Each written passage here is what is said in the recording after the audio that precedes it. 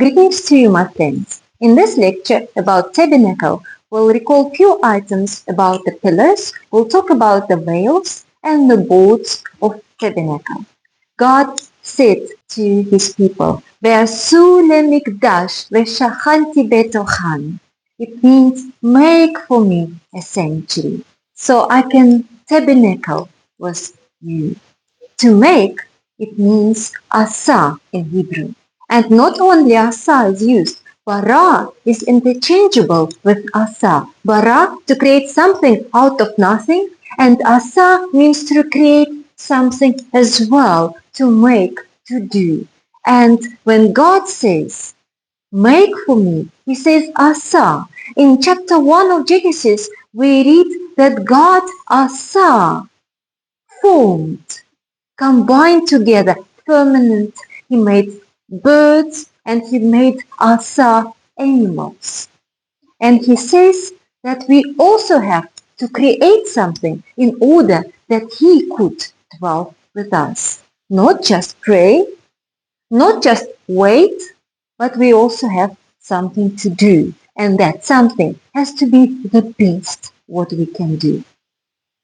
God created sanctuary in time, and that sanctuary is Sabbath. God ordered us to keep his sanctuary in time. Later on came sanctuary in space, and tabernacle is sanctuary in space. But once it was done and created, two sanctuaries can reveal something very special about God and facilitate for us a meeting. Sabbath is the meeting with the Lord, and tabernacle is meeting as well. God gave the order to keep Sabbath sacred, separated apart from the rest of the work days. And in chapter 21, by the time when they preparing to do something about sanctuary, he says you should keep the Sabbath. We read it in chapter 21 in the context of creating sanctuary. Lord said to Moses, speak to the people of Israel and say, you should surely keep my Sabbaths. So this is the sign between me and you through your generation. And this is when he ordered to create sanctuary. Creating sanctuary didn't cancel keeping Sabbath. Opposite, made it even more sanctified, more special. Let's talk about the veils of the sanctuary. When we just enter the sanctuary court, we see the curtain.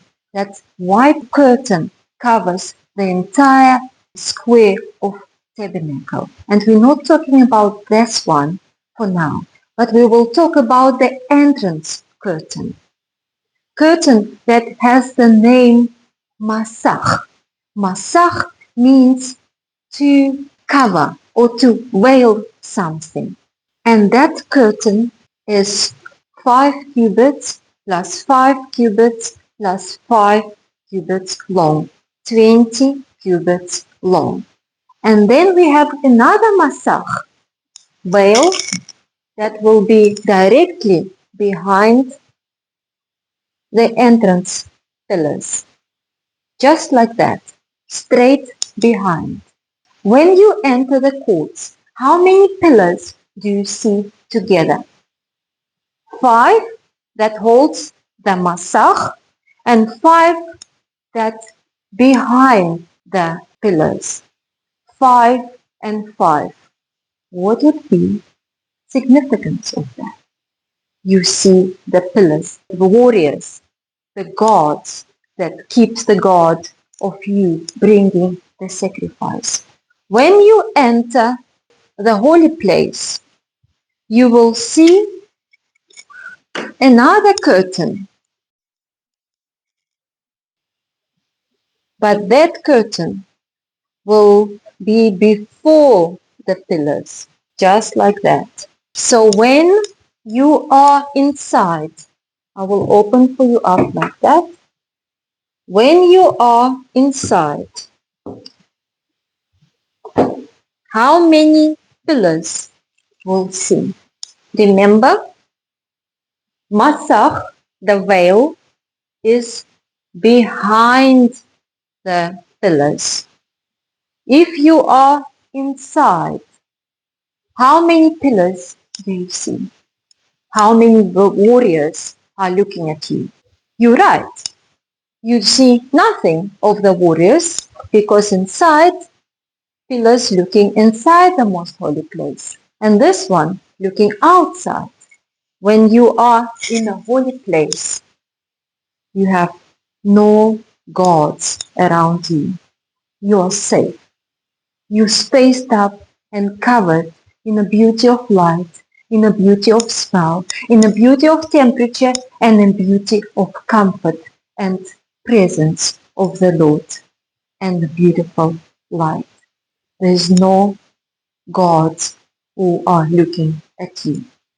The second veil of the structure is not named Masach. The second veil that have the weaving, not only the white, red, purple and blue, but also weaving of gold and the golden cherubs. The same cherubs which are on top of the Ark of the Covenant. If you look straight, like if you would be approaching altar of incense, what it would remind you? Very right. When you come in, you almost see the Ark of the Covenant without even going behind the veil. You're here in the presence of the Lord, in front of the Lord's face, as they call. Praying there, and praying, it means to pray in front of the Lord's face. Lord is looking down on you. He is receiving you. He is meeting with you. That's where Zechariah prayed. In front of the Lord, before his face, right there by the altar, and God appeared to him. So, if God wants to dwell with us and be our neighbor, why is his house has only 3 walls, but not like all our houses having 4 walls? What's wrong? What's wrong with God's house? Don't you think it looks more like lava or veranda or maybe a porch? Don't you think so? There's something missing in this house. And no, exactly, all correct and right. God is not missing the entrance wall. Entrance wall exists in his house. What does God do? He takes the wall, which is his house, and make the entrance wall open for us in order that we come in. He extends the wall. He reveals himself. How does he reveal himself? He reveals himself through his Son, Jesus Christ, who makes the entrance accessible to us. Then he takes every second pillar and he moves it deep down so that we can find space inside his house, so we can be in his house and part of his house. He accepts us in order that he can dwell with us, tabernacle with us, socialize with us, meet us, embrace us, and teach us. God reveals himself through structure of tabernacle. Can you recall how many boards the structure of tabernacle has? Not the pillars, but the boards. 20 on the south side, 20 on the northern side, and 6 full ones and 2 the twins on the western side. So altogether 20 plus 20 plus 8, 48 boards. What are the 48 boards? It's 12 multiplied 4 in biblical numbers. 12, 12 apostles, 12, 12 sons of Jacob, four corners of earth. From each side, people come into his dwelling place. From all sides of the world, we belong to God's house. We, as people, organize the God's house. Who we are? We're just the wood. We're just the boards. The wood, of course, one of the best ones that doesn't rot, that doesn't go off acacia. I have a slab to show you. Can you see that? That is just a cut of the acacia stem. That's how it looked like. That is us. Of course, this is not the biggest tree that's been cut. The tree of acacia, that particular type, grows all the way to 20 meters. And in the Central Africa, you will find them with the beautiful, smooth green bark and very tall with the same acacia yellow flowers. And this is us. These boards were created hollow inside, like I have, hollow inside, or we don't know. They've been created as one piece, like on this board, and covered with gold. Without being covered with gold, we as human beings, with our human body, with our human desires and sinful natures, we are not part of the temple. Only plated with gold, presented in a beautiful, beautiful way to represent God, we can reflect His light and His character toward each other, and we can see each other in reflection of others. God makes us beautiful, and we can't be placed in tabernacle without being plated with gold. These boards stay so close to each other, so the knife will not go in between. It was perfectly fitted. And what is the width of the board of the tabernacle? I will place for you the priest, and you will see the width is the shoulder width plus a little bit the arm space, that he can easily stand against that and feel free, be on ease. It's not tight, but it feels very comfortable. We are comfortable inside the church.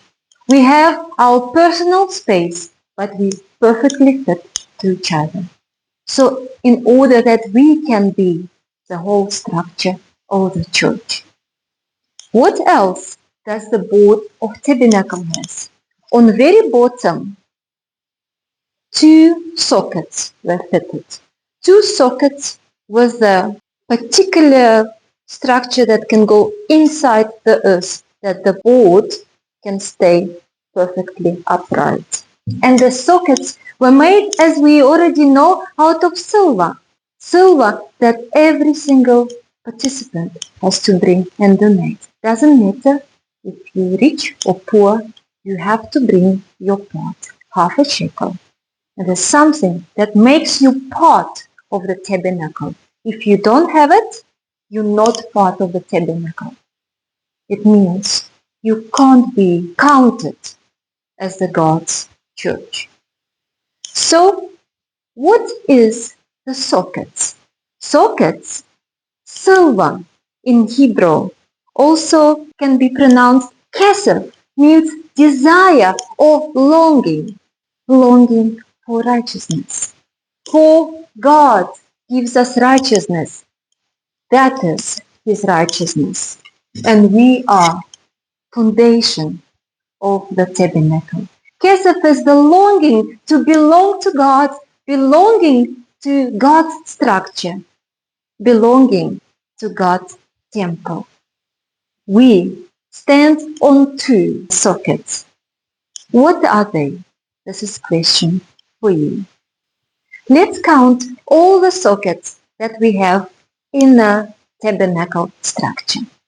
48 boards together, as we said, and each board has two silver sockets. Altogether 96. But remember, this is not a complete number. Something is missing. Where else we have silver? Do you remember? These pillars have a copper base or copper feet. And inside pillars have silver feet. And how many pillars inside? Not 5, but 4. 4 silver pieces more. 96 plus 4 gives us fullness. 100. Fullness of salvation. Do you remember? 50 plus 50 will give us a full 100. Fullness of salvation. May you be part of that salvation. And may you and me be part of God's structure, God's tabernacle, God's temple, which He built Himself in us, through us, and for others. My God bless you.